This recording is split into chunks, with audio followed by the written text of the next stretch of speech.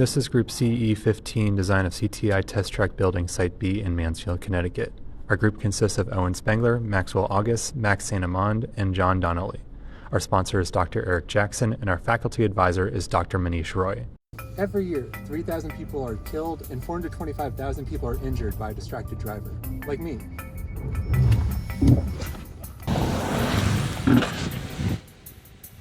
However, cars equipped with driver assist systems can help bring that number down. Self-driving cars may help bring that number down even further. The Connecticut Safety Research Center has plans to construct a self-driving test track here at Depot campus. It's planned to be 4 times the size of comparable test tracks like the one at M City at the University of Michigan. Our team's goal is to construct an administration building that can handle the storage, laboratory, and testing space for these vehicles. Hi, I'm Owen Spengler, and I was in charge of the architectural renderings and design. I'm Max St. Amand. I worked on the cost analysis of the project. I'm John Donnelly. I worked on the reinforced concrete design of the project. I'm Maxwell August, and I worked on the steel design of the project.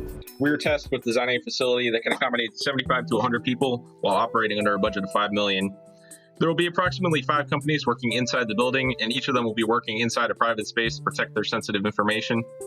We'll also be including a general collaboration space that will have a view of the test track, a laboratory space for research, a warehouse space for vehicle maintenance and storage, as well as an office space. The project called for a 10,000 square feet minimum. However, we're estimating it'll be around 15,000 square feet based on our initial cost analysis. And originally, a watchtower that could oversee the test track was to be included, but was redesigned due to budgetary constraints as well as impracticality. The building is planned to be built at UConn's Depot campus, 3 miles from the main campus in Storrs, Connecticut.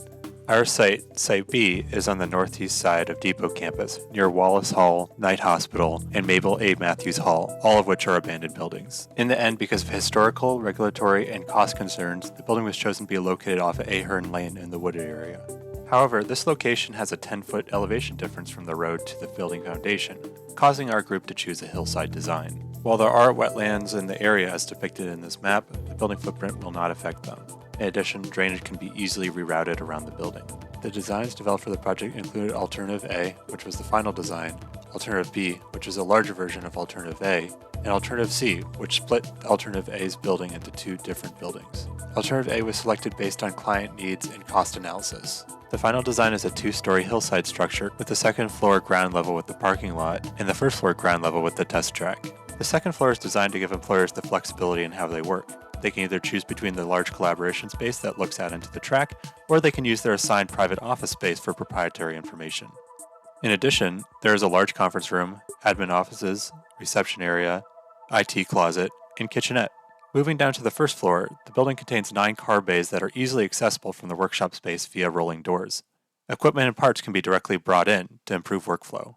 Towards the back of the building, there is a small break room near the elevator and individual storage space for companies. As a combined building, it reduces the need for people to walk outside during inclement weather, as well as providing a closer collaboration space between team members. When performing the cost analysis for the project, RS means data provided by Gordian Online was used. Using the square foot method for all 3 alternatives mentioned before, we were able to have a range from low to moderate to high cost analyses. Starting with Alternative A that we decided to pursue, we estimated it would cost approximately $3.6 million to construct. This includes architectural and contractor fees. While Alternative B we estimated to be $4.3 million and Alternative C to be $2.9 million. I used SAP 2000 to develop the steel design for our building. On the left is a 3D model of our column and beam layout, and on the right is a side profile of one of the outer walls. With this program, I was able to simulate the forces that will be acting on our building, such as people, furniture, rain, snow, and wind, and develop a design that could withstand it.